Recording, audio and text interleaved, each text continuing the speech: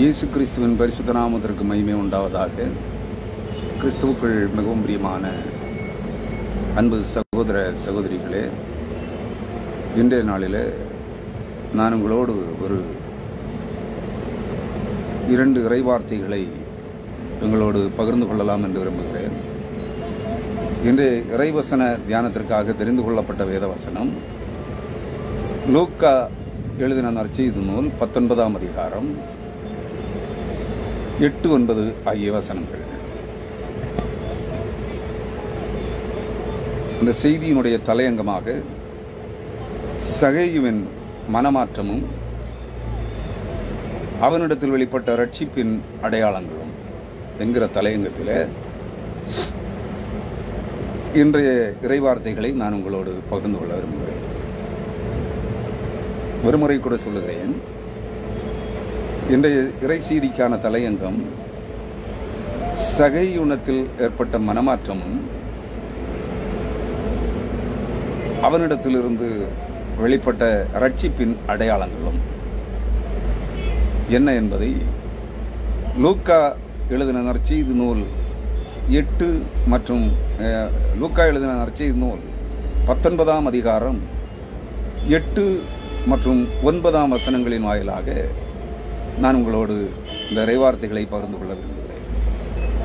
இன்றைய இறைவசன தியானத்திற்கு பகிர்ந்து கொள்ளுகிற பங்கெடுக்கிற அனைவரையும் நான் இயேசு கிறிஸ்துவ நாமத்தில் வாழ்த்தி வரவேற்கிறேன். கிறிஸ்துவுக்குள் அன்பானவர்களே, பரிசுத்த வேதாகமத்தில் இயேசு கிறிஸ்துவின் நற்செய்தி நூல்களை, இயேசு கிறிஸ்துவை குறித்த நற்செய்தியை எழுதி வைத்தவர்கள் 4 பேர். இன்னும் சிலர் எழுதியிருக்கிறார்கள், ஆனால் வேதாகமத்தில் அவை இல்லை. பர்னபாவின் சுவிசேஷம், தோமாவின் சுவிசேஷம் என்றெல்லாம் இன்னும் பல சுவிசேஷ நூல்கள், அதாவது நற்செய்தி நூல்கள் இருக்கின்றன. அவைகள் எல்லாம் வேதாகமத்திலே துவக்கப்பட்டிருக்கவில்லை. காரணம், அவைகள் வேதாகமம் துவக்கப்பட்ட காலத்தில் கண்டுபிடிக்கப்படவில்லை என்று நம்பப்படுகிறது.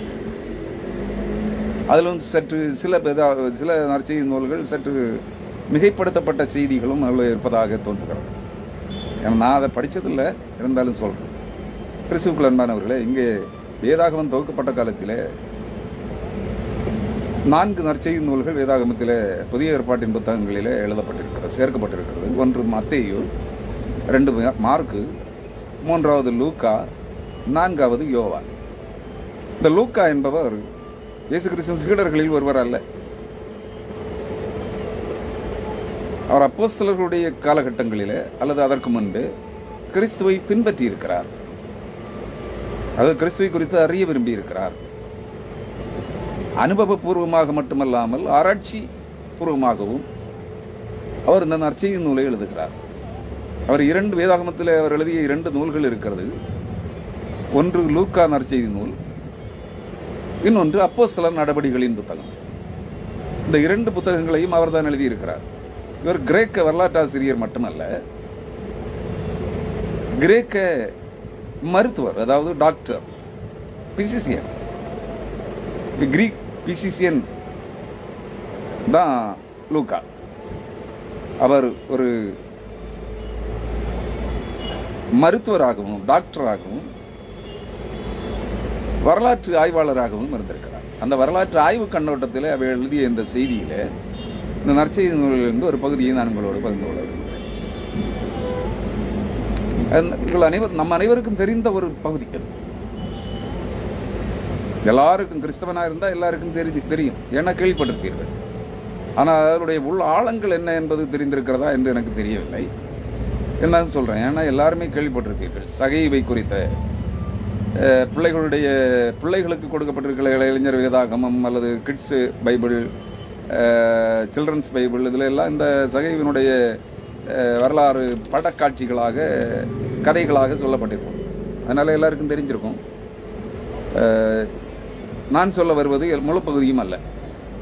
நான் தோராயமாக இன்ட்ரோடக்ஷனாகவே சொல்லிடுறேன். இயேசு கிறிஸ்து பெத்தானியாவிலிருந்து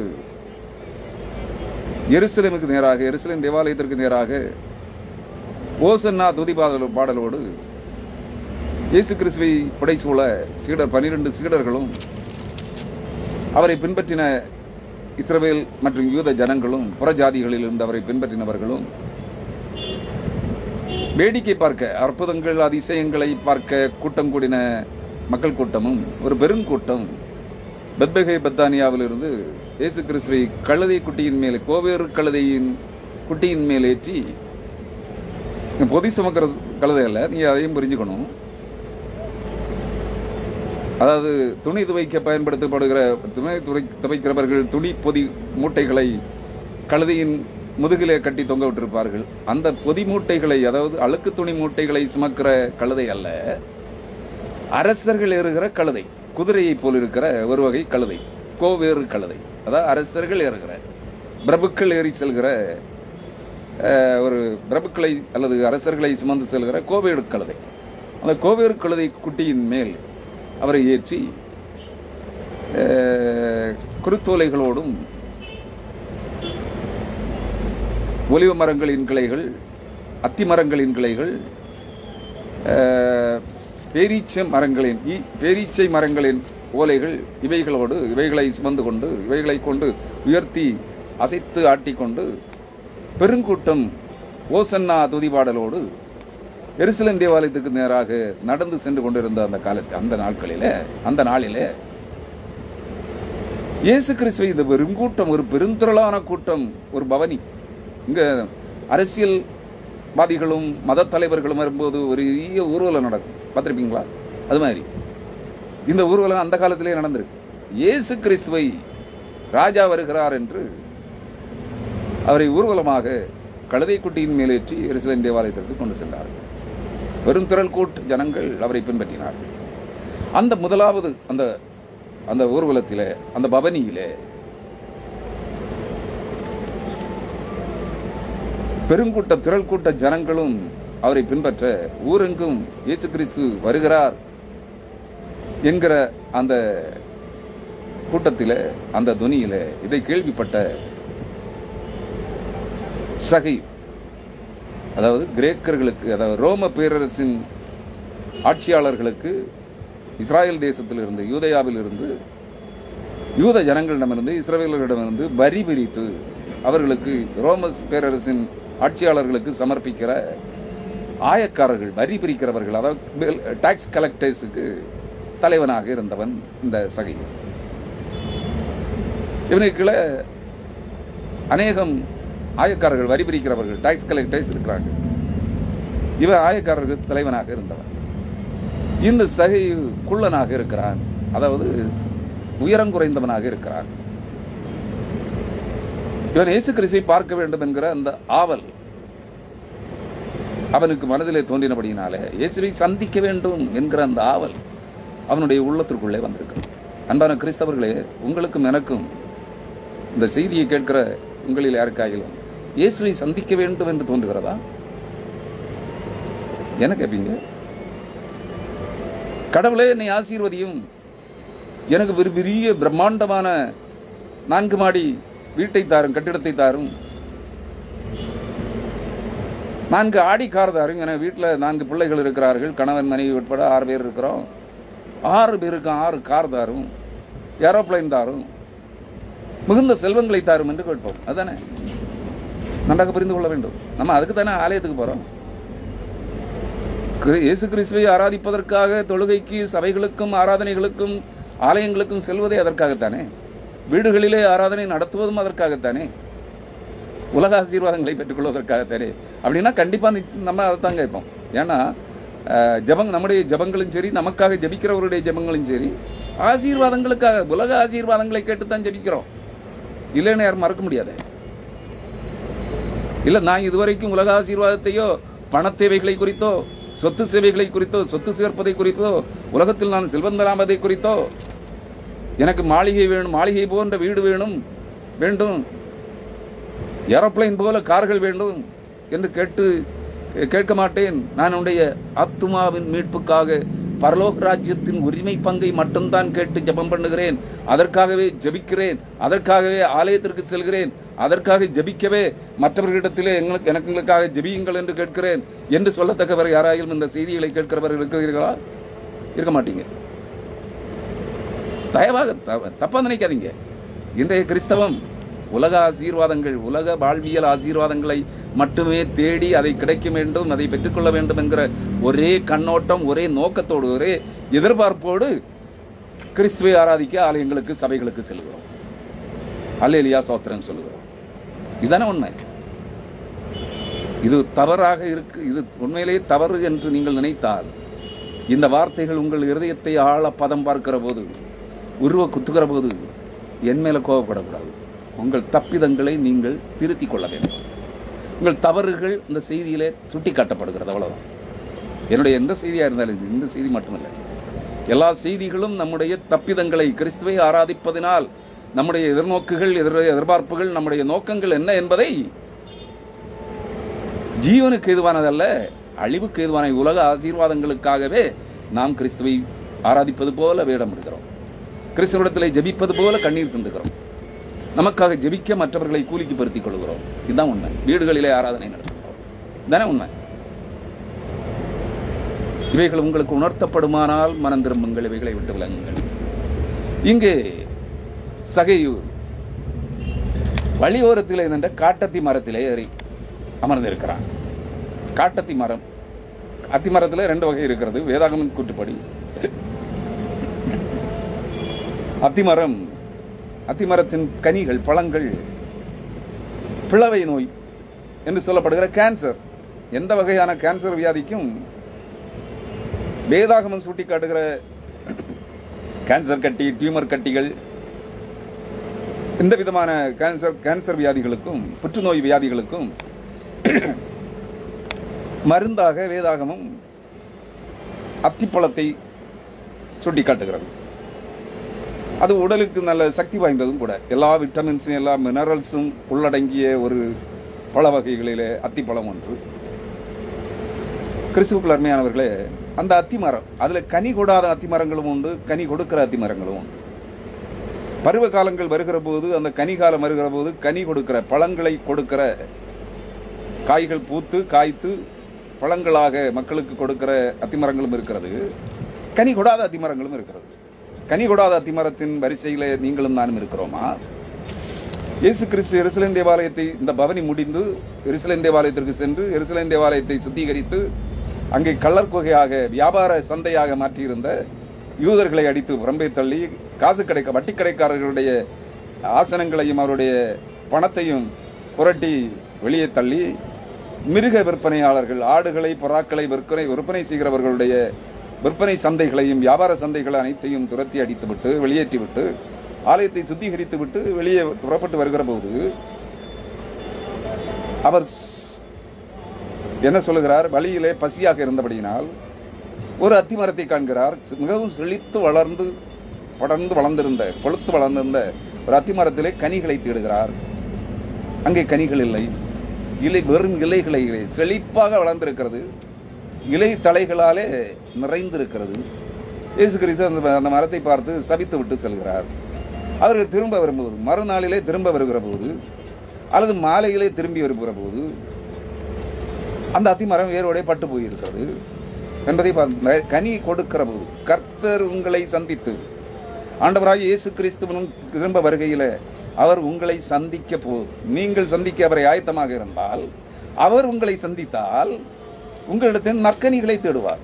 அந்த அத்தி மரத்திலே, காட்டத்தி மரத்திலே, கனி கொடாத மரத்திலே பழங்களை தேடின கர்த்தர், நற்கனி, நற்பண்புகள் அற்ற, நன்மைகள் செய்யாத, தன்னுடைய ஆசீர்வாதங்கள், செல்வங்கள், ஆசீர்வாதங்களுக்காகவே கிறிஸ்துவை ஆராதிக்கிற கிறிஸ்தவர்களாகிய உங்களையும் என்னையும் பார்த்து கேட்பார், நற்கனிகளை நம்மிடத்திலே தேடுவார். அது இல்லைன்னா அந்த அத்திமரம், சபிக்கப்பட்ட அத்திமரம், ஒரு நாள் ராத்திரிக்குள்ளே அல்லது ஒரு பகலுக்குள்ளே வேரோடே பட்டு போயிருந்தது போல நீங்கள் பட்டு போவீர்கள், அழிக்கப்படுவீர்கள். அப்படிப்பட்ட ஒரு வழியோரத்திலே நின்ற காட்டத்தி மரத்திலே, அதன் இலை தலைகளுக்கு, கொப்புகளுக்குள்ளே இந்த சகைவ் என்கிற ஆயக்காரன், அதாவது யூதர்களுடைய பாசையிலே சொன்னால் அவன் மகா பாவி, தேவனுடைய ஜனங்களிடமிருந்து வரி வசூலித்து ரோம பேரரசுக்கு கொடுக்கிறவனாக இருந்தான், கொடுக்கிறவர்களுக்கு தலைவனாக இருந்தான். அவனை மகா பாவி என்று சொல்கிறார்கள். அந்த சகையு காட்டத்தி மரத்திலே இலைகளுக்குள்ளே தலைகளுக்குள்ளே அந்த கொம்புகளுக்குள்ளே கொளுத்து இலைகளால் நிறைந்திருந்த அந்த காட்டத்தி மரத்துக்குள்ளே தன்னை மறைத்துக் கொண்டு தான் இயேசு கிறிஸ்துவை பார்க்க வேண்டும், இயேசு கிறிஸ்து என்னை கவனிக்க கூடாது என்கிற நோக்கத்தில் இன்றைய கிறிஸ்தவர்களாகி நாமும் அதைத்தான் செய்து கொண்டிருக்கிறோம். இயேசு கிறிஸ்து என்னுடைய தேவைகள் அனைத்தையும் சந்திக்க வேண்டும், என்னை அபரிமிதமாக ஆசீர்வதிக்க வேண்டும். ஆனால் இயேசு கிறிஸ்து என்னை சந்திக்க கூடாது, என்னை பார்க்க கூடாது என்று நினைக்கிறோம். சகைவன் அப்படித்தான் இருந்தான். ஏறக்குறைய நம்மை போல இருந்தார் என்று வைத்துக் கொள்வோம். பண ஆசை, பொருளாசை, சம்பாத்திய இச்சை, செல்வப்பெருக்கம், உலக புகழ், பெருமை, அதிகாரம், ஆணவம், பதவி, பட்டம், இவைகளுக்காக நாம் இன்று எப்படி கிறிஸ்தவர்கள் என்று வேடம் போட்டுக் கொண்டிருக்கிறோமோ அதுபோல அந்த சகையும் இவைகளை எல்லாம் தேவன் கவனித்து விடக்கூடாது, இயேசு கிறிஸ்து கவனித்துக் விடக்கூடாது. ஆனால் இயேசு கிறிஸ்துவின் நான் எப்படி இருக்கிறார், அவர் எப்படி இருக்கிறார் என்று பார்க்க வேண்டும் என்கிற நோக்கத்தோடு அங்கே வேடிக்கை பார்ப்பது போலத்தான் அங்கே கூடியிருக்கிறார், அங்கே வந்திருக்கிறார். அந்த வெறுங்குட்ட ஜனங்கள் மத்தியிலே நடுவிலே அவர் வந்து கொண்டிருக்கிற போது அந்த அத்திமரத்தின் அடியிலே நேர் கீழே வந்து நின்று அண்ணாந்து பார்த்து, சகைவே இறங்கி வா, இன்றைக்கு நான் உன் வீட்டிலே தங்க வேண்டும் என்று அழைக்கிறார். அப்பொழுதே கூடி வந்த அந்த பெருங்கூட்டம் அற்புதங்களை, அடையாளங்களை, அதிசயங்களை, ஆசீர்வாதங்களை தேடி இயேசு கிறிஸ்துவை பின்தொடர்ந்து வந்த கூட்டம் இயேசு கிறிஸ்துவை பரிகாசம் பண்ணுகிறது. இவர் பாவியான மனுஷனுடைய வீட்டிலே தங்க போகிறாரா என்று. இது நமக்கு தெரிந்த கதை. நான் இந்த செய்திக்குள்ள இருக்கிறேன். அவர் அழைத்த போது லூக்கா 19ஆம் அதிகாரம் 6ஆம் வசனம் சொல்லுகிறது, அவன் சீக்கிரமாய் இறங்கி சந்தோஷத்தோட அவரை அழைத்துக் கொண்டு போனான். அவர் என்ன கேட்கிறாரு? சகைவே சீக்கிரமா இறங்கி வா, நான் இன்றைக்கு உன் வீட்டிலே தங்க வேண்டும் என்று சொல்கிறார். அப்பொழுது அதை கண்ட யாவரும் அவன் சீக்கிரமாக இறங்கி சந்தோஷத்தோட அவரை அழைத்துக் கொண்டு வீட்டுக்கு போனான். 7ஆம் வசனம், அதை கண்ட யாவரும் இவர் பாவியான மனுஷனிடத்தில் தங்கும்படி போனார் என்று முறுமுறுத்தார்கள். இதையும் நான் ஆரம்பத்தில் சொல்லிட்டேன். 8ஆம் வசனம், சகையு நின்று கர்த்தரை நோக்கி. அவன் என்ன செய்யறான்? அவரை அழைத்துக் கொண்டு வீட்டிற்கு செல்லுகிற போதே அங்கே இயேசு கிறிஸ்துவை பின்தொடர்ந்தும் அவரை சுற்றிலும் சூழ்ந்து வந்து கொண்டிருக்கிற அந்த ஜனங்கள் சொல்கிறார்கள், யூதர்கள் சொல்கிறார்கள், இவன் மகா பாவியாயிற்று, இந்த பாவியினுடைய வீட்டிலே இவர் இயேசு ராத்தங்குவதற்கு போகிறார், தங்குவதற்கு சாப்பிடுவதற்கு போகிறார், இது எப்படி சாத்தியம் என்று சொல்லி இயேசு கிறிஸ்துவையும் முறுமுறுக்கிறார்கள், சகையையும் சபிக்கிறார்கள். சகையு நிற்கிறான். சகையு நின்று இதைகளை கேட்ட பொழுது, இவைகளை கண்ணுற்று காதுற்று கேட்ட பொழுது சகையு நின்று கர்த்தரை நோக்கி, அதாவது இயேசுவை நோக்கி, இயேசு கிறிஸ்துவை நோக்கி, ஆண்டவரே, என் ஆஸ்திகளில் பாதியை ஏழைகளுக்கு கொடுக்கிறேன். நான் ஒருவனிடத்தில் எதையாயிலும் அநியாயமாய் வாங்கினது உண்டானால் 4 மடங்காக 4 தனையாக திரும்ப செலுத்துகிறேன் என்றார். இயேசு கிறிஸ்துவை சந்தித்த மாத்திரத்திலே மனிதர்களின் பார்வையில், சொந்த ஜனங்களின் பார்வையில் மகா பாவியாக காணப்பட்ட, அவருடைய வாயினால் உச்சரிக்கப்பட்ட இவன் பாவியான மனுஷனாயிற்று, இந்த மகா பாவியினுடைய வீட்டிலா இயேசு கிறிஸ்து தங்க போகிறார் என்று காதுகுளிர அந்த வார்த்தைகளை அவன் கேட்டபோது அவனை சந்தித்த இயேசு கிறிஸ்து அவனுக்குள் பிரவேசித்தபடியினார் அவன் மனமாற்றம் வருகிறான். எதையும் மறைக்கல. அவன் எந்த காரணத்தை முன்னிட்டு யூதர்கள், அந்த யூத ஜனங்கள் சகைவை பாவி என்று அழைத்தார்களோ, அந்த பாவம், அவர்கள் அந்த பாவி, மகா பாவி என்கிற பட்டத்தை கொடுப்பதற்கான அந்த பாவம் என்ன என்பதை சகைவு தன்னிலை உணர்ந்தார். நீங்கள் புரிந்து கொள்ள வேண்டும். வேதாகமத்திலே பலரை குறித்த அந்த சாட்சிகள் இருக்கிறது. ஏசாயா தீர்க்கதரிசியின் சாட்சி, தேவனை சிங்காசனத்திலே உட்கார்ந்து இஸ்ரவேலின் தேவனாகிய கர்த்தரை இஸ்ரவேலின் ராஜாவாக அவர் சிங்காசனத்திலே வீற்றிருக்கிறதை கண்ட ஏசாயா, நான் பாவியான மனுஷன், அசுத்த உதடுகள் உள்ளவன், அசுத்த உதடுகள் உள்ள, அதாவது கெட்ட வார்த்தைகளை பேசுகிற தீய ஜனங்களின் நடுவிலே வாசம் பண்ணுகிறவன் என்று தன்னிலை விளக்கம் கொடுத்தான். பரிசுத்த தேவனாகிய இஸ்ரவேலின் சேனைகளின் ராஜாவாகிய கர்த்தரை என் கண்கள் கண்டதே, ஐயோ செத்தேன் என்றான். அன்பான கிறிஸ்தவனே, உனக்கு இந்த நிலை, தன்னிலை உணர்கின்ற அந்த உணர்வு வந்திருக்கிறதா? என்றைக்காவது இந்த செய்தியை கேட்டுக்கொண்டிருக்கிற கிறிஸ்தவர்களே, நீ போதகராக இருக்கலாம், ஊழியக்காரனாக இருக்கலாம், விசுவாசியாக இருக்கலாம், பரிசுத்தவனாக இருக்கலாம், அபிஷேகம் பெற்றவனாக இருக்கலாம், ரட்சிக்கப்பட்டேன் என்று சொல்கிறவனாக இருக்கலாம், மறுபடி பிறந்து விட்டேன் என்று சொல்கிறவனாக இருக்கலாம், ஆவியானவரால் நடத்தப்படுகிறவனாக இருக்கிறேன் என்று நீ சாட்சி சொல்லலாம், அந்நிய பாஷை பேசுகிறேன் என்று நீ ரட்சிப்பின் அடையாளமாக அந்நிய பாஷையை அடையாளப்படுத்துகிறவனாக இருக்கலாம். இந்த அடையாளம் உன்னிடத்தில் வந்திருக்கிறதா? தன்னிலை உணர்கின்ற நீ என்ன நிலையில் இருக்கிறாய்? நீ பாவியாக இருக்கிறாயா? அக்கிரமக்காரனாக இருக்கிறாயா? அருவருப்பானவனாக இருக்கிறாயா? திருடனாக இருக்கிறாயா? வேசிக்கலனாக இருக்கிறாயா என்கிற தன்னிலை உணர்கின்ற அந்த உணர்வு நிலை, அந்த மனமாற்றம் உனக்குள்ளே வந்திருக்கிறதா? நீ உன்னை உணர்ந்திருக்கிறாயா என்பதுதான் என்னுடைய கேள்வி. நீ வேத வசனத்தை பிரசங்கித்தால் மட்டும் போதாது. அந்த வேத வசன சத்தியத்தின் வியாக்கியானங்கள் உன்னை சிந்திக்க தூண்ட வேண்டும். நீ சிந்தித்திருக்கிறாயா? வேறு சில வசனங்களை கூட, காரியங்களை கூட சொல்லுகிறேன். இயேசு கிறிஸ்து யாக்கோபின் கிணற்றண்டையிலே அமர்ந்து அந்த ஊரார் அனைவராலும், சமாரியா பட்டணத்தில் இருக்கிற ஜனங்கள் அனைவராலும், அந்த ஊர் ஜனங்கள் அனைவராலும் விபச்சாரி, பாவி, மகா பாவியான பெண், விபச்சாரி, வேசி என்று பட்டம் சூட்டப்பட்டது அந்த சமாரிய பெண். யாக்கோபின் கிணற்றண்டையிலே இயேசு கிறிஸ்துவை சந்திக்கிறார். இயேசு கிறிஸ்து யாக்கோபின் கிணற்றண்டையிலே அவளுக்காக காத்திருக்கிறார். இருவரும் சந்திக்கிறார்கள். அவர் முதலாவது அவரை ஒரு யூதனாக கண்டாள். நீ யாராக காண்கிறாய்? இயேசு கிறிஸ்துவை ஆசீர்வதிக்கிறவராக காண்கிறாய் தானே? நீ விரும்புகிற அதிசயங்களை, அற்புதங்களை உனக்கு நடப்பிக்கிறவராக காண்கிறாய், அப்படித்தானே? கிறிஸ்தவனே, கிறிஸ்தவளே, நீ கிறிஸ்தவ ஊழியக்காரனே, முதலாவது உன்னை நீ உணர்ந்து கொள். அந்த சமாரிய பெண் மகா வேசி, 6 புருஷர்களோடு வாழ்ந்து கொண்டிருக்கிறவள். ஒருவர் பின் ஒருவராய் 6 புருஷர்களோடு ஒவ்வொருவரையும் தள்ளிவிட்டு, இன்னைக்கு அப்படித்தானே கிறிஸ்தவர்கள் வாழ்கிறோம்.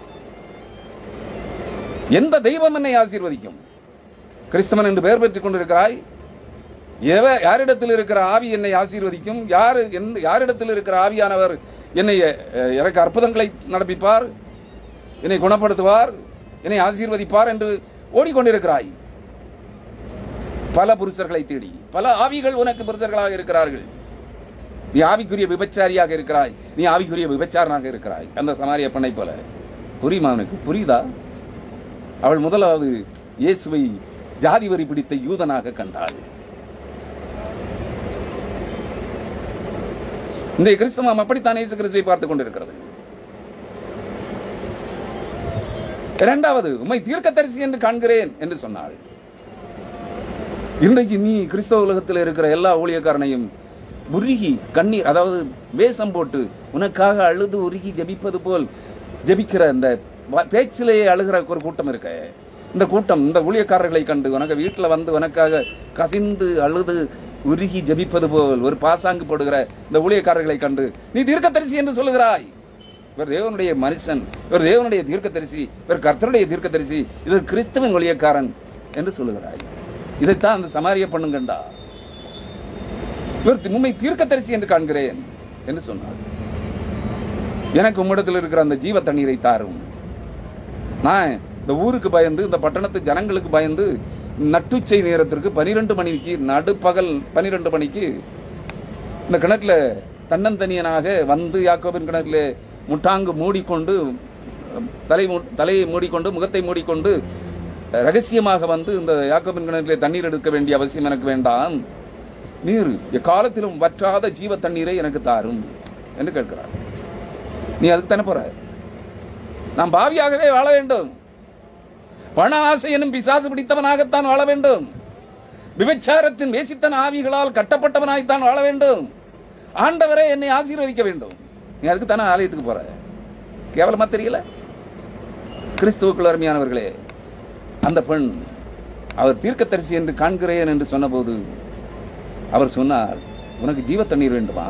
உன் புருஷனை அழைத்துக் கொண்டு வா, உன் கணவனை அழைத்துக் கொண்டு வா. தேவனிடத்தில் நீ ஆசீர்வாதம் பெற வேண்டுமானால், ஒரு குடும்ப தலைவியாக இருக்கிற பெண்ணே, அல்லது கனிகையாக இருக்கிற பெண்ணே, ஒரு வாலிபனே, ஒரு குடும்ப தலைவனே, புருஷனே, நீ ஊழியக்காரனா இருந்தாலும் சரி, கிறிஸ்தவ விசுவாசியாக இருந்தாலும் சரி, நீ எந்த ஆசீர்வாதத்தை தேவனிடத்தில் பெற்றுக்கொள்ள விரும்புகிறாயோ நீ குடும்பமாக தேவ சமூகத்திலே மண்டியிட வேண்டும். நீ கணவனோடு கிறிஸ்துவனிடத்திலே வர வேண்டும். கணவன் இல்லாத, கணவனை தொலைத்து விட்ட ஒரு விபச்சாரியாக தேவ சமூகத்திலே வராதே. அந்நிய ஆவிகளோடு தொடர்பு வைத்துக் கொண்டு கண்ட போதகர்களோடு, கண்ட ஆவிகளோடு, உனக்கு குறி சொல்லுகிறவர்களோடு, அஞ்சனம் பார்க்கிறவர்களோடு தொடர்பு வைத்துக் கொண்டு இயேசு கிறிஸ்துவை பார்க்க வராதே. விபச்சாரம் செய்து கொண்டிருக்கிறவளாய், வேசித்தனம் பண்ணி கொண்டிருக்கிறவனாய் நீ கிறிஸ்துவை சந்திக்க வராதே. அவர் கேட்கிறார், உன் கணவனை அழைத்துக் கொண்டு வா. அப்பொழுதுதான் அவள் சொல்லுகிறாள், ஆண்டவரே, எனக்கு புருஷன் இல்லை, எனக்கு கணவன் இல்லை. அவர் திரும்ப சொல்றாரு, ஆமா, உனக்கு இப்ப இருக்கிறவன், உனக்கு 5 புருஷர்கள் இருந்தார்கள். அவர்தான் பரிசுத்த ஆவியானவர். அவளுடைய எல்லா வாழ்க்கை சரித்திரத்தையும் சுட்டுவரிலே, நுனி நாக்கிலே வைத்திருக்கிறார், உதடுகளிலே வைத்திருக்கிறார். உன்னையும் அப்படித்தான் பார்க்கிறார். அந்த சமாரியா பெண்ணை போல் பார்க்கிறார். கிறிஸ்தவனே, கிறிஸ்தவளே, கிறிஸ்தவ ஊழியக்காரனே, கிறிஸ்தவ விசுவாசியே, ஆசீர்வாதம் தேடி ஆண்டவராகிய இயேசு கிறிஸ்துவினிடத்தில் வந்திருக்கிறாய் என்றால் அவர் உன் ஆழங்களை சோதித்து பார்க்கிறார். சமாரியா பெண்ணிடத்திலே கேட்கிறார், ஆம், உனக்கு புருஷன் இல்லைதான், ஏனெனில் உனக்கு 5 புருஷர்கள் இருந்தார்கள், இப்பொழுது இருக்கிறவன் உனக்கு புருஷன் இல்லை. நீ பல மனிதர்களோடு பாலுறவு வைத்துக் கொள்ளுகிற, உன் உடலின்ப ஆசை இச்சைகளை தனித்துக் கொள்ளுகிற ஒரு விபச்சாரியாக இருக்கிறாய். உன் தேவைகளை சந்திப்பதற்காக எந்த தெய்வத்தையும், சிலையையும், பேயையும், மரித்து போன மனிதாவிகளையும் தெய்வம் என்று வழிபட்டுக் கொண்டிருக்கிறாய்.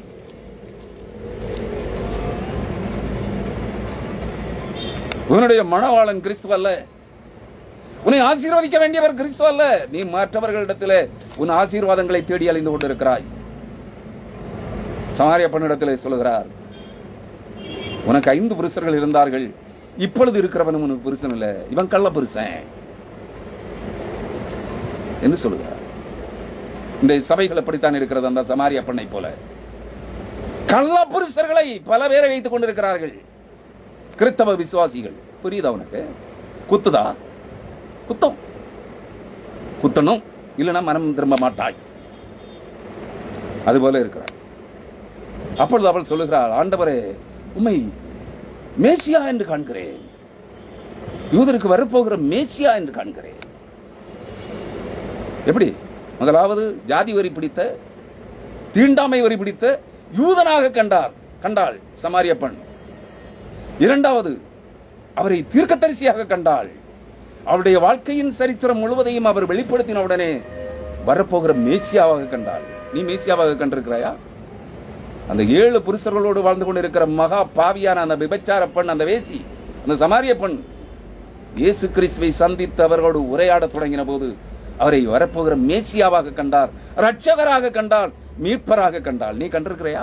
ஆசீர்வாதம் கேட்கிற, பணம் கேட்கிற, ஆண்டவரே எனக்கு வண்டியா ஆசீர்வாதம் தாரும், மாளிகை தாரும், சொத்துக்களை தாரும், என்னுடைய பின் சந்ததியினருக்கு ஒரு 10 தலைமுறை அவர்கள் கஷ்டப்படாமல் உழைக்காமல் சாப்பிடுவதற்கு ஐஸ்வர்யங்களை தாரும் என்று கேட்கிறாய். கேவலமா தெரியல உனக்கு? நீ கிறிஸ்துவை அறிந்திருக்கிறாயா? கிறிஸ்துவை யாராக பார்க்கிறாய்? ஆசீர்வதிக்கிறவராக பார்க்கிறாயா? ஐஸ்வர்யவானாக்குகிறவராக பார்க்கிறாயா? உன் ஆத்மாவின் மணவாளனாகிய உன்னுடைய நித்திய மணவாளனாக, உன்னுடைய ஆண்டவராக, உன் ஆத்மாவின் நாயகராக பார்க்கிறாயா? உன்னை மீட்பராக, உன்னை மீட்டு ரட்சிக்கிறவராக பார்த்திருக்கிறாயா? அறிந்திருக்கிறாயா? எதுக்கு வேஷம் போடுற? நான் கிறிஸ்தவன், எதற்கு நான் பரிசுத்தவான் என்று சொல்லுகிறாய்? எதற்கு மற்றவர்களை பார்த்து தேவனுடைய மனுஷன் என்கிறாய்? பண ஆசை தீராத மகா பாவிகளை, கர்த்தருக்கு காணிக்கை, ஊழியங்களுக்கு காணிக்கை என்று பணம் வாங்கி ஆயிரக்கணக்கான கோடிகள் சம்பாதிக்கிற மகா பாவிகளை நீ தேவனுடைய மனுஷன் என்று காண்கிறாய். உன்னை நீ கண்டிருக்கிறாயா? உன் அக்கிரமங்களை, உன் அருவருப்புகளை, உன் அசுத்தங்களை, உன் மேசித்தனங்களை, உன் பொய்களை, உன் பித்தலாட்டங்களை, உன் அநீதிகளை, நேர்மையற்ற வாழ்க்கை முறையை நீ கண்டிருக்கிறாயா? கிறிஸ்துவுக்குள் அருமையானவர்களே, இங்கே சமாரிய பெண் அந்த ஜீவ தண்ணீர் ஊற்று அவளுடைய உள்ளத்தில் இருந்து புறப்பட்டது. இயேசு கிறிஸ்துவை சந்தித்து அவரை மேசியாவாக அவள் கண்டபோது அந்த ஜீவ தண்ணீர் ஊற்று அந்த சமாரியா பெண்ணின் இருதயத்திலிருந்து பாய்ந்தோடியது. ஜீவ தண்ணீர் உள்ள ஊற்றுகள் அவளிடத்திலிருந்து புறப்பட்டது. அவள் ஜீவ தண்ணீரை கேட்டாள். ஜீவ தண்ணீரை முதலாவது கேட்டது யாக்கோபின் கிணற்றினுடைய தண்ணீரை கேட்டாள். அவர் சொன்னார், இந்த யாக்கோபின் கிணற்றினுடைய தண்ணீர் அல்ல, நான் கொடுக்கிறது உனக்கு நித்திய ஜீவன். அது உனக்குள்ள ஜீவ தண்ணீர் ஊற்றாக மாறும். பிறருக்கு உன்னிடத்திலிருந்து புறப்பட்டு ஜீவ தண்ணீர் ஊற்றுகள் வெளியிலே பாய தொடங்கும். ஆம், அந்த காரியம் அங்கு அவளிடத்திலிருந்து புறப்பட்டது. அவள் உடனே புறப்பட்டு சென்றாள். தண்ணீர் எடுக்க வந்த யாக்கோபின் கிணற்றிலிருந்து தண்ணீர் மொண்டு கொள்ள வந்த குடத்தையும் அந்த வாளியையும் கீழே வைத்துவிட்டு கிணத்தன் கரையிலே வைத்துக் கொண்டு ஓடினாள் சமாரியா பட்டணத்திற்கு. தன்னை மகாபாவி, விபச்சாரி, வேசி, பல ஆண்களோடு வாழ்ந்து கொண்டிருக்கிறவள் என்று தன்னை குறை கூறின அந்த ஜனங்களை தைரியமாக சந்திக்கிறாள். நான் யூதருக்கு ராஜாவாகிய மேசியாவை கண்டேன், நீங்களும் அவர் என்னை குறித்து அனைத்து காரியங்களையும் அவர் வெளிப்படுத்தினார், நீங்களும் வந்து பாருங்கள் என்று அழைக்கிறார். நீ அழைக்கிறையா? நீ காணிக்கத்தானு உன்னை தேடி வர்றவன்கிட்ட உன்னை தேவனுடைய மனுஷனாக காண்கிற, உன்னை பரிசுத்தமானாக காண்கிற, உன்னை தீர்க்கதரிசியாக காண்கிற, உன்னை தேவனுடைய கிறிஸ்துவின் ஊழியக்காரனாக காண்கிற ஜனங்களிடத்தில் காணிக்கை கேட்கிறாய், பிச்சைக்காரனாக. கேவலமா தெரியல உனக்கு? நீ கிறிஸ்துவில் வாழ்கிறாயா? கிறிஸ்துவை சந்தித்திருக்கிறாயா? கிறிஸ்துவால் சந்திக்கப்பட்டிருக்கிறாயா? உன்னை நீ உணர்ந்திருக்கிறாயா மகா பாவி என்பதை? நீ மற்றவர்களுக்கு முன்பாக பரிசுத்தவனாக வேஷம் போடுகிறாய், தேவனுடைய மனுஷனாக காண்பிக்கிறாய், மற்றவர்களை ஆசீர்வதிக்கிறாய். நீ ஆசீர்வாத பணத்துக்காக கையென்ற பிச்சை எடுக்கிற. கர்த்தருக்கு காணிக்கையாக எனக்கு ஊழியக்காரனுக்கு தாருங்க, ஊழியத்துக்கு தாங்க. கேவலமா தெரியல உனக்கு? தன்னிலை உணராத மகா பாவிகளே, நீங்கள் பரிசுத்தவான்களா? நீங்கள் கர்த்தருடைய ஊழியக்காரர்களா? நீங்கள் கர்த்தருடைய தீர்க்கதரிசிகளா? குத்துது கூட சொல்லாத. இப்படித்தான் இருக்கும் சத்தியவசனம். பாவத்தை குறித்து கண்டித்தும், தேவ நீதியை குறித்து எச்சரிக்கும், வரப்போகிற நியாயத்தீர்ப்பை குறித்து எச்சரிக்கும். நீ அப்படியே விழுந்துற. காணிக்கைகளுக்காக ஆசீர்வாதம், பொய்களையும் பித்தலாட்டங்களையும் புரட்டுகளையும் வாரி வழங்கி காணிக்கை பொறுக்குகிற பிச்சைக்காரர்களாயிட்டே. கர்த்தருடைய ஊழியக்காரர்கள் என்ற போர்வையில் கிறிஸ்துவின் ஊழியக்காரர்களாக இருக்கிற ஓநாய் கும்பல்களே, மனம் திரும்புங்கள். குத்துது கூட என்கிட்ட கமெண்ட் ஒன்றும் போடாது. இப்படித்தான் இருக்கும் செய்தி. கிறிஸ்துவுக்குள் அருமையானவர்களை அவர் சொல்லுகிறார், இவளை போல நான் சொன்னேன், ஒன்று சகை, ஒன்று ஏசாயா, ஒன்று சமாரிய பெண். இதுக்கு மேல அடையாளங்கள் இருக்கிறது வேதாகமத்தில். கிறிஸ்துவுக்காக கிறிஸ்துவை சந்தித்த போது மனமாற்றம் பெற்றவர்கள் நிறைய பேர் இருக்காங்க. அதையெல்லாம் சொல்லிட்டு இருந்தா இந்த செய்தியை நான் சொல்ல முடியாது. இந்த செய்திகளே போதும்னு நினைக்கிறேன் உங்களுக்கு புரிகிறது. ரட்சிப்பின் அடையாளம் கிறிஸ்துவை சந்தித்து நீ ரட்சிப்பின் அடையாளத்தை அந்நிய பாஷை அல்ல, உன் மனமாற்றமாக இருக்க வேண்டும். உன்னை நீ உணர்ந்திருக்க வேண்டும். உன் தீய வாழ்க்கை முறையை விட்டு விலகி இருக்க வேண்டும். அதை ஏசாயா செய்தான். ஏசாயா தீர்க்கதரிசி அதை சமாரியா பெண் செய்தாள். அந்த அனுபவத்தை பெற்றுக் கொண்டாள். ரட்சிப்பின் அனுபவம். ஜீவ தண்ணீர் ஊற்றை தன்னிடத்தில் பெற்றுக் கொண்டாள். மற்றவர்களுக்கு ஜீவ தண்ணீரை பகிர்ந்து கொடுக்க ஓடினாள். தன்னை பகைத்து வெறுத்து ஓரங்கட்டி வைத்திருந்த அந்த ஜனக்கூட்டத்திற்கு நற்செய்தி ஆகிய கிறிஸ்துவை, அந்த ஜீவ தண்ணீர் ஊற்றாகிய கிறிஸ்துவை அவர்களுக்கு காண்பிக்க ஓடினாள். நீ ஒன்னியா? நீ காணிக்க பொறுக்கியா இருக்கிற? நீ ரட்சிக்கப்பட்டேங்கிற? நீ பரிசுத்தாவியினால் நிறைந்து வழிகிறேன் என்று சொல்லுகிறாய். மகா பாவியே, மனம் திரும்பு. இப்படிப்பட்டவர்களை பின்பற்றுகிற கிறிஸ்தவர்களே, மனம் திரும்புங்கள். உங்களை நீங்கள் உணர்ந்து கொள்ள வேண்டும். நீங்கள் இயேசு கிறிஸ்துவை குறித்த நற்செய்தியை கேட்டு மனம் திரும்ப வேண்டும். உங்களில் மனமாற்றம் வர வேண்டும். இங்கே சகைவுக்கு மனமாற்றம் வந்தது. மகா பாவி, யூதர்களால், சொந்த ஜனங்களால் வெறுத்து ஒதுக்கப்பட்டு மகா பாவி என்று சபிக்கப்படுகிறவன். இயேசு கிறிஸ்துவுக்கு முன்னிலையிலேயே அவனை சபிக்கிறார்கள். இந்த மகா பாவியினுடைய வீட்டில் இவர் தங்க போகிறார், போஜனம் அருந்த போகிறார், சாப்பிட போகிறார் என்று அவன் நின்று சொல்லுகிறான். ஆண்டவரே, கர்த்தரை பார்த்து அவன் என்று என்ன சொல்லுகிறான்? சகை நின்று கர்த்தரை நோக்கி, ஆண்டவரே, அவரை ஆண்டவர் என்று காண்கிறான். சர்வலோகத்திற்கும் ஆண்டவராகிய சர்வ வல்லமையுள்ள தேவன் இங்கே எனக்கு முன்பாக நின்று கொண்டிருக்கிறார் என்று காண்கிறான். சர்வலோகத்திற்கும் ஆண்டவராயிருக்கிற சர்வ வல்லமையுள்ள தேவன். சகரியா தீர்க்கதரிசியின் புஸ்தகம் 3ஆம் அதிகாரம் கடைசி 2-3 வசனங்களை படித்து பாருங்கள். சர்வலோகத்திற்கும் ஆண்டவராயிருக்கிற சர்வ வல்லமையுள்ள தேவனே, தேவனாகிய கர்த்தர் இங்கே ஆண்டவராகிய இயேசு கிறிஸ்து என்னும் பேரிலே நின்று கொண்டிருக்கிறார். அவன் சொல்லுகிறான் அவரை ஆண்டவராக கண்டான். சர்வலோகத்திற்கும் ஆண்டவராகிய இயேசு கிறிஸ்துவாக கண்டான். ஆண்டவரே, என் ஆஸ்திகளில் பாதியை ஏழைகளுக்கு கொடுக்கிறேன். என்ன சொல்றான்? என் சம்பாத்தியம், எனக்கு இருக்கிற அந்த வெல்த், ரிச்னஸ், இந்த உலகத்தின் செல்வங்கள் அனைத்திலும், சொத்து சுகம் பொன் பணம் அனைத்து சுகங்களிலும் அனைத்திலும் பாதியை ஏழைகளுக்கு கொடுக்கிறேன். நீ கொடுத்திருக்கியா?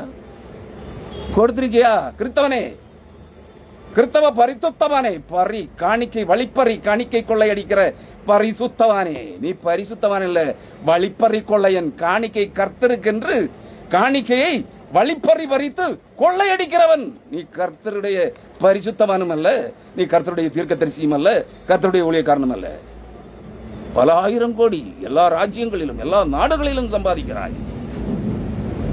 என்னெல்லாம் கட்டுற? காலேஜ் கட்டுற, யூனிவர்சிட்டி உருவாக்குற, பள்ளிக்கூடம் கட்டுற, தீர்க்க தரிசன பள்ளி தொடங்குற, வேதாகம கல்லூரி தொடங்குற, மருத்துவமனை கட்டுற, உலகம் பூரா ஜபகோபுரம் கட்டுற, உலகம் பூரா தேவனுடைய கூடாரம் கட்டுற. நீ பரிசுத்தவான். காணிக்கை வழிப்பறி காணிக்கை கொள்ளையடிக்கிற வழிப்பறி பறிக்கிற காணிக்கை கொள்ளையன். நீ கர்த்தருடைய தீர்க்கதரிசியும் அல்ல, நீ தேவனுடைய மனுஷனும் அல்ல, நீ பரிசுத்தவானும் அல்ல, நீ கர்த்தருடைய ஊழியக்காரனும் அல்ல. உனக்கு புரியுதா? இப்போ இப்படி அவனும் பிரசங்கம் பண்ண மாட்டான். கிறிஸ்துவுக்குள் அருமையானவர்களே, நன்றாக நினைவில் வைத்துக் கொள்ளுங்கள். கேட்கிறவர் நீங்களும் உங்களை நம்ப வைத்து கர்த்தருடைய மனிதர்கள், கர்த்தருடைய தீர்க்கதரிசிகள், தேவனுடைய மனுஷன், பரிசுத்தவான் என்று உங்களை நம்ப வைத்துக் கொண்டிருக்கிற இந்த பிச்சைக்காரர்களும், காணிக்கை பிச்சை எடுக்கிற வழிப்பறி கொள்ளையர்களும் யார்? நீங்கள் யாருக்கு காணிக்கை கொடுக்கிறீர்கள்? எதற்கு காணிக்கை கொடுக்கிறீர்கள்? யாரிடத்தில் எதை பெற்றுக் கொள்ளும்படியாக ஜெபிக்கிறீர்கள்? எந்த ஆசீர்வாதங்களை, உலகத்தின் ஆசீர்வாதங்களை பெற்றுக் கொள்வதற்கு இந்த நாய்களிடத்தில் ஓடுகிறீர்களா? இந்த வேட்டை நாய்களிடத்தில் ஓடுகிறீர்களா? இல்லை, உன்னுடைய ஆத்தும ரட்சிப்புக்காக, நித்திய ஜீவனுக்காக அந்த சமாரிய பெண்ணை போல நித்திய ஜீவ நீரூற்றுகள் உன் இருதயத்திலிருந்து புறப்பட்டு அநேகருக்கு பயனுள்ளவனாக, அநேகருக்குடைய ஆத்தும தாகத்தை தணிக்கிறவனாக உன்னை மாற்றுவதற்காக நீ கர்த்தருடைய கரத்தில் ஒரு கருவியாக, ஒரு நீரூற்றாக, ஜீவ தண்ணீர் ஊற்றாக உன்னை மாற்றிக்கொள்வதற்காக நீ கர்த்தரை சந்திக்க விரும்புகிறாயா? கர்த்தரிடத்தில் ஜபிக்கிறாயா? கர்த்தரிடத்தில் கர்த்தரை ஆராதிக்கிறாயா என்பதை புரிந்து கொள். சிந்தித்து பார், இல்லைன்னா செத்து போ. கிறிஸ்துவின் பெயரால் ஊரை ஏமாற்றாதே, உலகத்தை ஏமாற்றாதே, உன்னை ஏமாற்றாதே, உன்னை நரக அக்கினி தீர்ப்புக்கு மாத்திரவானாக மாற்றாதே. ஒன்னு மனம் திரும்ப, இல்லைன்னா செத்துரு. கிறிஸ்தவன் சொல்லாத. கிறிஸ்துவுக்குள் அருமையானவர்களே, அவர் சொல்லுகிறார், அவன் சொல்லுகிறான், சகையு, என் ஆஸ்திகளில் பாதியை இழைக்கு கொடுக்கிறேன். இது அவன் ரட்சிக்கப்பட்டதின் அடையாளம். அவன் மனம் திரும்பி பாவ வாழ்க்கையை விழுந்து தன்னுடைய பாவங்களை குறித்து, குற்றங்களை, பாவ அக்கிரமங்களை குறித்து உணர்வடைந்திருக்கிறான், மனமாற்றம் பெற்றிருக்கிறான். அதை நான் யாரிடத்தில், நான் என் ஆஸ்தியில், எனக்கு இருக்கிற மொத்த சம்பாத்திய ஐஸ்வர்யங்களில் பாதியை ஏழைகளுக்கு, இல்லாதவர்களுக்கு கொடுக்கிறேன். உன்னால முடியுமா? கொடுத்திருக்கிறையா? நீ கர்த்தருடைய ஊழியங்களுக்குன்னு இரவலாக கேட்டு வாங்கின கட்டிடங்களையே நீ கொடுக்கல, ஆலயங்களையே கொடுக்கல, அவங்கள நடுத்தருவில் விட்டுருக்க. நீ பரிசுத்தவான். யார் பரிசுத்தவான், யார் ரட்சிக்கப்பட்டவன், யார் கர்த்தருடைய ஊழியக்காரன் என்பதை நீ இந்த செய்தியில் தெரிந்து கொள்ள வேண்டும். கிறிஸ்துவுக்குள் அருமையானவர்களை, அவர் சொல்லுகிறார், என் ஆஸ்திகளில் பாதியை ஏழைகளுக்கு கொடுக்கிறேன். கொடுத்துட்டான். நீ கொடுத்தியா? கொடுக்க மாட்டியே. எனக்கு இல்ல. உலகம் பூரா நாடுகளில் பேங்க்ல பணம் இருக்கு, பல லட்சம் கோடி இருக்கு காணிக்கை பணம். நீ பிச்சை எடுக்கிற. கனடா தேசத்துல இருந்து என்ன சொல்ற? ஒரு நாள் வாடகை, ஒரு பகல் வாடகை, ஒரு லாட்ஜில் தங்கி இருக்கிற. அந்த லாட்ஜில் பகல் 12 மணி நேரம் தங்கணும்னா 25 லட்சம் ரூபாய் வாடகை. ராத்திரி 12 மணி நேரம் தங்கணும்னா அதுக்கு 25 லட்சம் ரூபாய் வாடகை. ஆக மொத்தம் ஒரு நாள் அந்த லாட்ஜிலே தங்குவதற்கு 50 லட்சம் ரூபாய் வாடகை பணம் கொடுத்து இன்னும் அந்த தேவைகள் சந்திக்கப்படுவதற்கு, உன்னுடைய உணவு தேவைகள், உடை தேவைகளுக்காக நீ லட்சக்கணக்கில் செலவழிக்கிற. நீ சொல்ற ஒரு வீடு இல்ல, கனடா தேசத்திலே தங்குவதற்கு எனக்கு ஒரு வீடு இல்ல. இங்க பேங்க் அக்கவுண்ட்ல என்ன இருக்கு? 0 பேலன்ஸ்ல இருக்கு. பிச்சைக்கார நாய்களே, நீங்கள் எல்லாம் கர்த்தருடைய மனுஷர்கள், தேவனுடைய மனுஷிகள், தேவனுடைய ஊழியக்காரர்கள். கேவலமா தெரியல? வெக்கமா தெரியல? பச்சை பொய் சொல்லுகிறீர்கள். ஒரு நாள் கனடா தேசத்திலே நீ தங்கின அந்த லாட்ஜிலே தங்கணும்னா 50 லட்சம் ரூபாய் வாடகை. உனக்கும் காணிக்க கொடுக்கிறவன் இருக்கிறானே, அந்த காணிக்க கொடுக்கிறவன் எப்படி கொடுப்பான்னு நீ யோசிக்க வேண்டாம்? நரகத்தின் மக்களே, மனம் திரும்புங்கள். இங்கே கிறிஸ்துவை சந்தித்தவன், மனமாற்றம் பெற்றவன், பாவத்தை விட்டு விலகுகிறவன் சொல்லுகிறான், என் ஆஸ்திகளில் எனக்கு இருக்கிற எல்லா சம்பாத்தியங்களிலும் பாதியை ஏழைகளுக்கு கொடுக்கிறேன். உன்னால கொடுக்க முடியுது? நீ காணிக்க கூடாதவனை பார்த்து சவிக்கிற, நீ வட்டிக்கு வாங்கி காணிக்க கொடுங்கிற. உனக்கும் சகைவுக்கும் எணியை சாட்டுமா? பரிசுத்தவானே, கள்ளர்களே, திருடர்களே, பொய்யர்களே, ஏமாற்று பேர்வழிகளே, வழிப்பறி கொள்ளையர்களே, மனம் திரும்புங்கள். சகைவு உங்களை போலல்ல. அவன் பாவத்தை உணர்ந்தான், தன்னிலை அறிந்து உணர்ந்தான். சொல்லுகிறான், என் ஆஸ்தியில், என் சம்பாத்தியங்களில் அனைத்தும் பாதியை ஏழைகளுக்கு கொடுக்கிறேன், அதாவது இல்லாதவர்களுக்கு கொடுக்கிறேன். நான் ஒருவனிடத்தில், யாரிடத்தில் ஆகிலும், யாராயிலும் ஒருவனிடத்தில், அதாவது எக்ஸாம்பிள், ஒருவனிடத்தில் ஆகிலும் அநியாயமாய் வாங்கினதுண்டானால், ரோம பேரரசு நியமித்திருக்கிற வரி விதிப்பு, அந்த கொள்கைப்படி அந்த விதிக்கப்பட்டிருக்கிற வரிக்கு மேல் அவனிடத்திலே குற்றங்குறைகளை சொல்லி அவனிடத்திலே 4 மடங்கு 5 மடங்கு அதிகமாக 100 ரூபாய் வரி கட்டுவதற்கு, டாக்ஸ் கட்டுவதற்கு பதிலாக 200 ரூபாய் வாங்கியிருந்தால் அதை அவனுக்கு நாள்தனையாக, அதாவது வாங்கின தொகையோடு 200 ரூபாய் வாங்கியிருக்கிறேன்னா, 100 ரூபாய்க்கு பதிலாக 200 ரூபாய் வாங்கியிருக்கிறேன்னா, அந்த 200 ரூபாயோடு இன்னும் 4 மடங்கு 800 ரூபாய் சேர்த்து 1000 ரூபாயாக அவனுக்கு திருப்பி கொடுக்கிறேன் என்று சொல்கிறான். 4 மடங்கு திருப்பி கொடுக்கிறேன். வாங்கின தொகையையும் கொடுத்து 4 மடங்கு கூடுதல் திரும்ப கொடுக்கிறேங்கிறான். நீ கொடுத்திருக்கியா? வேத வல்லுநர்கள், வேத ஆராய்ச்சியாளர்கள் சொல்லுகிறார்கள், இதை அவன் செயல்நிலைப்படுத்தின போது சகைவு சொந்த வீடு கூட இல்லாதவனாக இருந்திருப்பான். ஏன்? ஆசீர்வாதம் தேடினானா? ஆசீர்வாதங்களை, அதிசயங்களை, அற்புதங்களை தேடி கிறிஸ்துவை ஆராதிக்க வந்தானா? கிறிஸ்துவை சந்தித்தானா? எல்லாவற்றையும் கொடுத்து விட்டான். பாதியை இல்லாத ஏழைகளுக்கு தானமாக கொடுத்து விட்டான். பாதியை, மீதம் இருந்த பாதியை தான் யாரிடத்தில் எல்லாம் அநியாயமாய், அளவுக்கு அதிகமாய் டாக்ஸ் வரி வசூலித்தானோ அவர்களுக்கு 4 மடங்கு திரும்ப கொடுத்திருக்கிறான். உன்னால முடியும்? நீ பரிசுத்தவான் என்று சொல்கிறாய், உன்னை தேவனுடைய மனுஷன் என்கிறார்கள். நீ பரிசுத்தாவியினால் நிறைந்து வழிகிற மகா பாவி என்கிறார்கள், வழிகிற பரிசுத்தாவியினால் நடத்தப்படுகிறாய் என்கிறார்கள். நீ கர்த்தருடைய தீர்க்கதரிசி என்கிறார்கள். நீ கிறிஸ்துவன் ஊழியக்காரன் என்கிறார்கள்.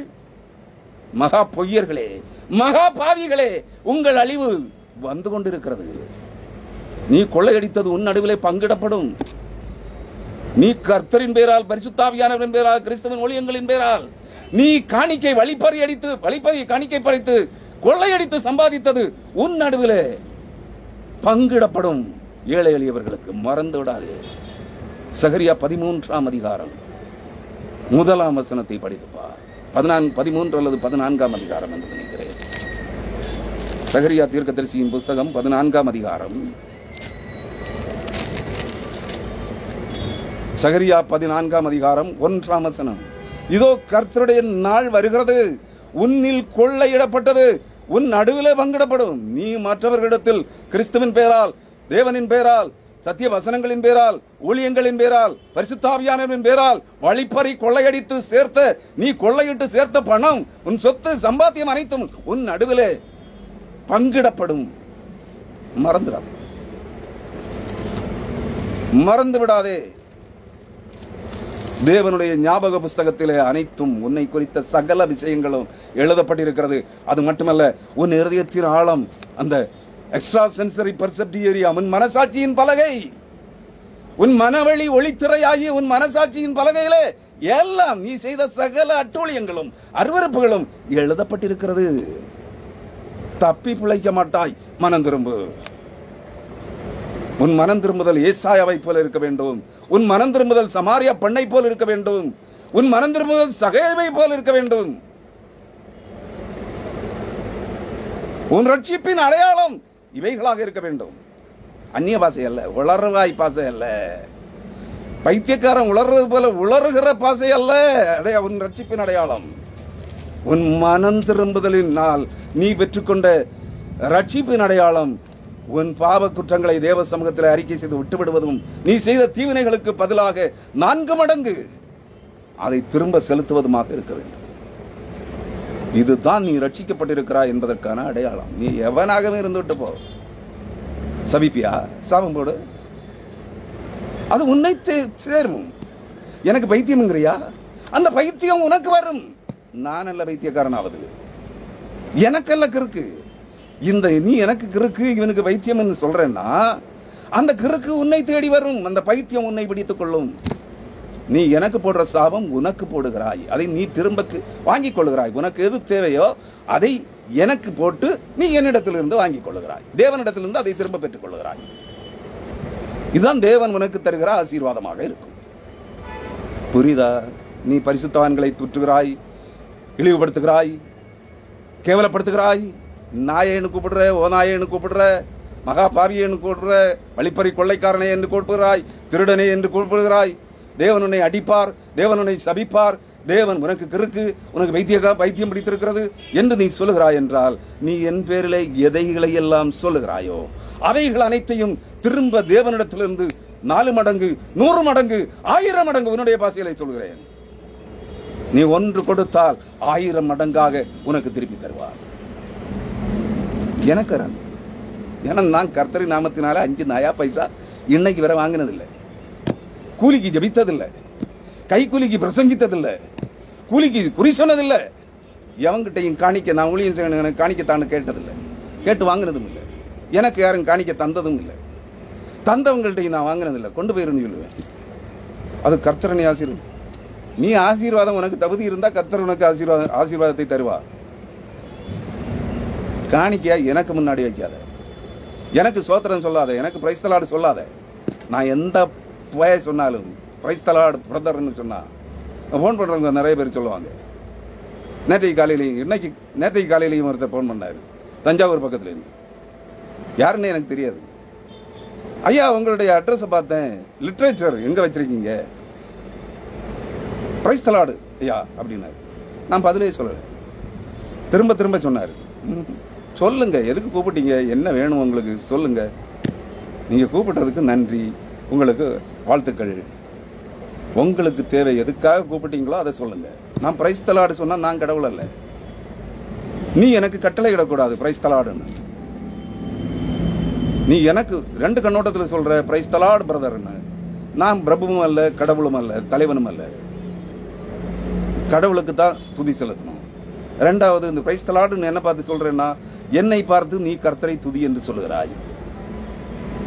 எனக்கு நான் கர்த்தரை துதிக்கிறேன், எனக்கு நீ கட்டளை இடக்கூடாது.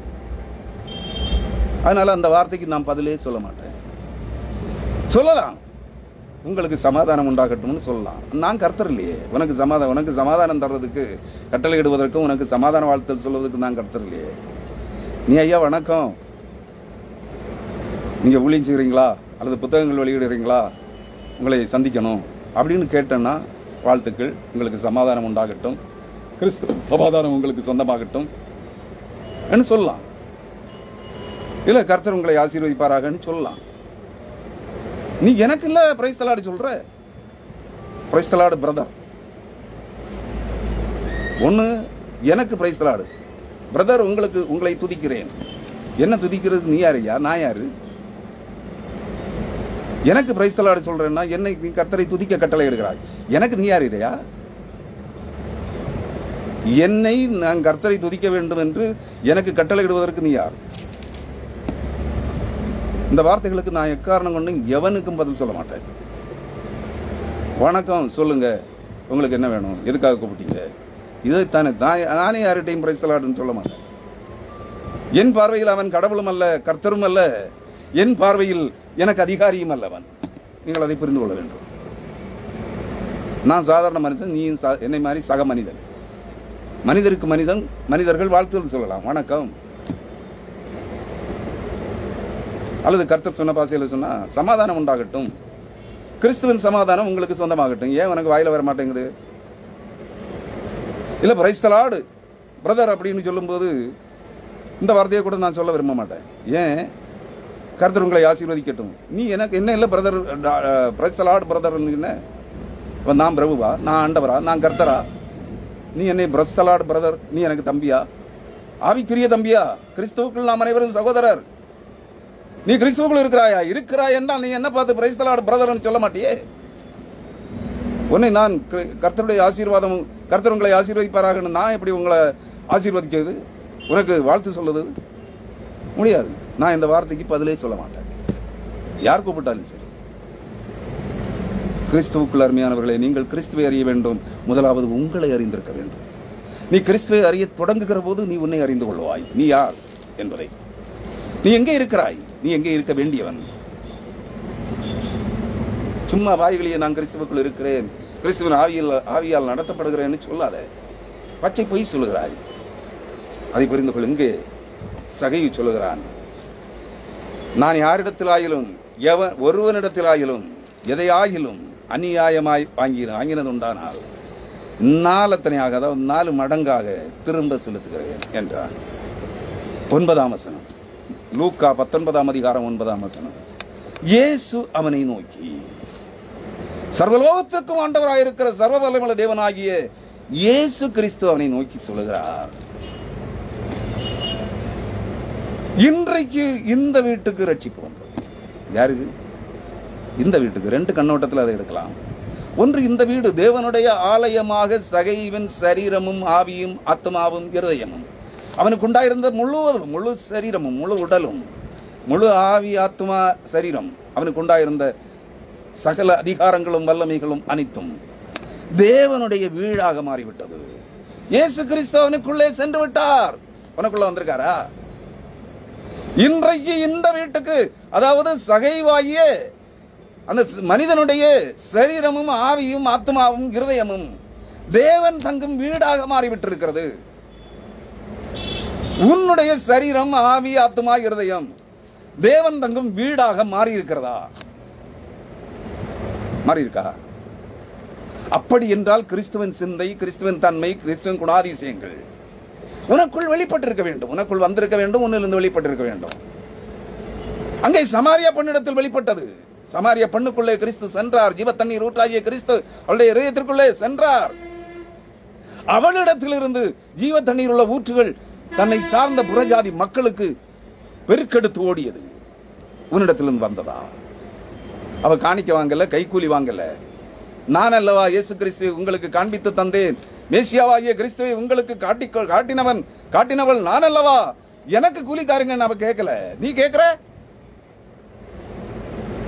இங்கே சகையு இவைகளை அவன் பாவ அறிக்கை செய்து தேவ சமூகத்தில் தன்னை முழுவதுமாக சமர்ப்பித்து அதை செயலாக்கம் பெற செய்த போது, அதை செயலிலே காண்பித்த போது இயேசு கிறிஸ்து அவனுக்குள்ளே வந்துவிட்டார். அவர் சொன்னார், இன்றைக்கு இந்த வீட்டுக்கு நான் தங்கும் ஆலயமாக, நான் தங்கும் வீடாக மாற்றப்பட்ட இந்த சகையு என்கிற இந்த மனிதனுக்கு, மனிதனுடைய வீட்டுக்கு ரட்சிப்பு வந்தது.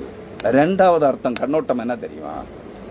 இந்த மனிதன், அந்த வீட்டின் குடும்ப தலைவனாகி அந்த சகையு கிறிஸ்துவுக்குள் தன்னை மாற்றிக் கொண்டபடியினால், கிறிஸ்து தனக்குள் வாழ்வதற்கு கிறிஸ்துவின் வீடாக, தேவனுடைய வீடாக, தேவனுடைய ஆலயமாக தன்னை கையளித்தபடியினால் அவனுடைய முழு குடும்பமும், அவனுடைய பெற்றோர், அவனுடைய மனைவி, அவனுடைய மக்கள் அனைவரும் முழு குடும்பமாகிய சகைவின் அந்த மொத்த குடும்பமாகிய வீட்டிற்கு ரட்சிப்பு வந்தது. உனக்கு வந்திருக்கா? உனக்கு வந்திருக்கா? உனக்கு பொண்டாட்டிக்கு நீ பரிசுத்தவான், நீ தேவனுடைய மனுஷன், நீ ஆவியில நிரம்பி வழிகிற, உன் பொண்டாட்டிக்கு நோய் வந்தா அப்பல்லோ மருத்துவமனை. ஆனா உன்னை பின்பற்ற உனக்கு காணிக்க கொடுக்கிற உன்னுடைய அட்டூழியங்களை புரியாமல் உன்னை பரிசுத்தவான் தேவனுடைய மனுஷன் என்று உனக்கு நீ கேட்கிற மாதிரி காணிக்க கொடுக்கிற இந்த மகா பாவிகளுக்கு ஜோக்கேடு வந்தா நீயே குணப்படுத்துவியா? அதுக்கு மேல பணம் சம்பாதிக்கிறதுக்கு காஸ்மோபாலிட்டன் மருத்துவமனை. கேவலமா தெரியல? நீ மனம் திரும்பி இருக்கியா? உன் பொண்டாட்டி மனம் திரும்பி இருக்காளா? உன் குடும்பத்தார், உன் பெற்றோர், உன் சகோதரர்கள் மனம் திரும்பி இருக்காங்களா? இல்லையே. இன்னைக்கு விக்கிரக ஆராதனை தலைவர் இருக்கிறார்கள்.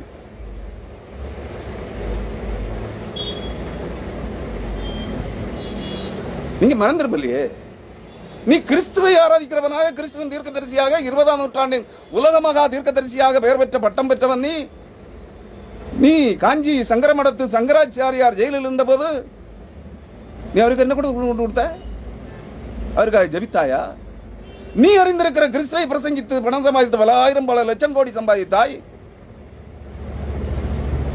நீ காஞ்சி சங்கராச்சாரியாருக்கு என்ன கொடுத்த? கிறிஸ்துவை, நற்செய்தியாகிய கிறிஸ்துவை அறிவித்தாயா? இல்லையே. நீ என்ன கொடுத்த? உன் இருதயத்தில் குடிகொண்டிருக்கிற பிசாசுகளின் ஆவிகளுக்கு நீ பலி செலுத்துகிற, அவைகளுக்கு பூஜை செய்கிற, வழிபாடு நடத்துவதற்கு நீ என்ன கொண்டு கொடுத்த? பூஜை தட்டுகளும் பூஜை பாத்திரங்களும் வச்சு சூட்கேஸ்ல வந்து கொடுத்த. நீ கிறிஸ்துவின் தீர்க்கதரிசியா? 20ஆம் நூற்றாண்டின் தீர்க்கதரிசியா? கேவலமா இருக்கையா. இங்கே சகையு தன்னுடைய முழு இருதயத்தையும், முழு ஆத்மாவையும், முழு மனதையும், முழு உடலையும், முழு இருதயத்தையும், முழு சரீரத்தையும், முழு ஆவியையும் கிறிஸ்துவின் தேவன் தங்கும் வீடாக கொடுத்து விட்டான். தன் முழு குடும்பத்தையும் கொடுத்து விட்டான். தனக்கு உண்டாயிருந்த எல்லாவற்றையும் கொடுத்து விட்டான். உன்னால முடியலையே. நீ கிறிஸ்துவின் பெயரால் சம்பாதிக்கிற, நான் செய்தி அறிவிக்கிறேன், தீர்க்க தரிசனம் சொல்லுகிறேன், உங்களுக்காக திறப்பிலே நிற்கிறேன், உங்களுக்காக ஆசீர்வாத மழை பொழிகிறேன் என்கிற போர்வைகளில் எல்லாத்துக்கும் கைக்கூலி வாங்குற மகா பாவிகளே, உங்களுக்கும் இந்த ஜனங்களுக்கும் என்ன வித்தியாசம்? நீங்கள் எல்லாம் கிறிஸ்தவர்கள், பரிசுத்தவான்கள், மறுபடி பிறந்தவர்கள், ஆவியினால் அபிஷேகம் பெற்றவர்கள், அந்நிய பாஷை அடையாளத்தோடு ரட்சிக்கப்பட்டவர்கள். சொல்லதுக்கு வெக்கமா இல்ல? பச்சை பொய் சாட்சி சொல்கிறீர்கள். தன்னிலை அறிந்து உணராத மகா பாவிகளே, உங்களை நீங்களே ரட்சிக்கப்பட்டவர்கள் என்றும், ரட்சிப்பின் அடையாளமாக அந்நிய பாஷை பெற்றவர்கள் என்றும், வரம் பெற்றவர்கள் என்றும், தீர்க்க தரிசன வரம் பெற்றவர்கள் என்றும், பரிசுத்தவான்கள் என்றும், தேவனுடைய மனுஷர்கள் என்றும் உங்களை புகழுகிற கிறிஸ்தவர்களும் நீங்களும், அந்த புகழ் மாலைகளை, அந்த காணிக்கைகளை பெற்றுக் கொள்ளுகிற நீங்களும் மகா பாவிகளாக இருக்கிறீர்களே. இந்த தன்னிலை அறிகிற உணர்வு உங்களுக்கு வரவில்லையே. ஏசாயா தன்னிலை உணர்ந்தான், சகையு தன்னிலை உணர்ந்தான். சமாரிய பெண் 6 புருஷர்களோடு வாழ்ந்து கொண்டிருந்த மகாவேசியான, அந்த பலரோடு உறவு வைத்துக் கொண்டிருந்த அந்த மகாவேசி, விபச்சாரி என்று சொல்லப்பட்ட அந்த சமாரிய பெண் தன்னிலை உணர்ந்தாள், கிறிஸ்துவை அறிந்து கொண்டாள், ஜீவ நீரூற்றாகிய கிறிஸ்துவை தன்னிடத்தில் பெற்றுக்கொண்டு தன்னிடத்திலிருந்து மற்றவர்களுக்கு அதை கூறி அறிவித்தாள். இந்த சகைவு தன்னிலை உணர்ந்து தன்னையே தேவனுடைய ஆலயமாக கொடுத்து விட்டான். தன் குடும்பத்தார் அனைவருக்கும் ரட்சிப்பு என்னும் தேவனுடைய வீட்டார் அனைவருக்கும் அந்த ரட்சிப்பு. யோசுவா சொன்னது போல, நானும் என் வீட்டாருமோ என்றால் கர்த்தரையே செவிப்போம். கர்த்தரே சொல்லுகிறார், அந்த கர்த்தரே சொல்லுகிறார், இந்த வீட்டுக்கு இன்றைக்கு இந்த வீட்டுக்கு ரட்சிப்பு வந்தது, இவனும் ஆபிரகாமுக்கு குமாரனாயிருக்கிறானே. இவனும் வாக்கு தத்தத்தின் தகப்பனாகிய, அல்லது ஆசீர்வாதங்களுக்கு தகப்பனாகிய, விசுவாசிகளுக்கு தகப்பனாகிய ஆபிரகாமுக்கு பிள்ளையாக இருக்கிறானே. உன்னை பார்த்து ஆண்டவர் சொன்னாரா? இந்த கூறுகட்ட மனிதர்கள், உனக்கு காணிக்கை கைக்கூலி கொடுக்கிற இந்த மனித பிசாசுகள் தான் சொல்லுகிறது, உன்னை தேவனுடைய மனுஷன், உன்னை பரிசுத்தவான், உன்னை கர்த்தருடைய தீர்க்கதரிசி, கிறிஸ்துவன் ஊழியக்காரன் என்று. கிறிஸ்து சொன்னாரா? நீ இவனும் ஆபிரகாமுக்கு குமாரன் என்று உனக்கு சாட்சி சொன்னாரா? சிந்தித்து பாருயா, சிந்தித்து பார் கிறிஸ்தவனே. இந்த செய்தியை எத்தனை பேர் கேட்டாலும் சரி, அத்தனை பேரும் இதை சிந்திக்க வேண்டும். உன்னை நீ உணர்ந்து கொள்வதற்கு, உன் தீய நடத்தைகளை, உன் வாழ்வியல் மறைவான பகுதிகளை, உன் வாழ்வின் மானிட வாழ்வின் மறைவான ரகசிய பாவங்களை நீ உணர்வதற்கு உன்னை நீ தன்னிலை உணர்ந்து கொள்ள வேண்டும். உன்னை நீ அறிய வேண்டும். அதற்கு ஞானத்தின் ஒளியாகிய, இறைஞான ஒளியாகிய கிறிஸ்துவின் வார்த்தைகளின் சத்தியங்கள் உன் இதயத்தில் புகுந்து வர வேண்டும். அது உன்னை உருவ குத்த வேண்டும், ஈட்டியால் குத்துவது போல். இல்லைன்னா அது பிரசங்கம் அல்ல, அது இறை செய்தி அல்ல, அது தேவனுடைய வார்த்தையை பிரசங்கிக்கிற ஊழியம் அல்ல என்று சொல்லி மனம் திரும்புங்கள். தன்னிலை உணர்ந்து தன் பாவங்களை, ரகசிய பாவங்களை, மறைவான பாவங்களை அனைத்தையும் உணர்ந்தவைகளை அறிக்கை செய்யுங்கள். அதற்கு ஒரே ஆதாரம், நீ ஆண்டவராகிய இயேசு கிறிஸ்துவை நீ பிரசங்கிக்கிற, நீ ஆராதிக்கிற, நீ வழிபடுகிற, நீ ஜெபிக்கிற அந்த ஆண்டவராகிய இயேசு கிறிஸ்து சர்வலோகத்திற்கும் ஆண்டவர் என்பதை நீ அறிய வேண்டும். அவரை நீ சந்திக்க வேண்டும். அவர் உனக்குள் வர வேண்டும். கர்த்தர் இந்த வார்த்தைகளின் வழியாக இந்த ஜீவ நதி ஆகிய கிறிஸ்துவின் அந்த வழியிலே, அந்த ஜீவ நூறூற்றி ஆகிய கிறிஸ்துவின் வழியிலே உங்களை நடத்துவாராக. நித்திய ஜீவனை பெற்றுக் கொள்வதற்கு, நித்திய ராஜ்யத்தின் சுதந்திரவாளிகளாய் நீங்கள் மாறுவதற்கு, உங்கள் ஆத்தும ரட்சிப்புக்காக நீங்கள் மனம் திரும்பியே ஆக வேண்டும். நீ பெற்றுக்கொண்டிருக்கிற ரட்சிப்பின் அடையாளமும், நீ பெற்றுக்கொண்டிருக்கிற ரட்சிப்பும் பொய் என்பதை ஆணித்தரமாக அடித்து சொல்லுகிறேன். மனம் திரும்புங்கள். ஆண்டவர் இறை வார்த்தைகளின் வழியாக உங்களை நடத்துவாராக. ஆமென். ஹல்லேலூயா.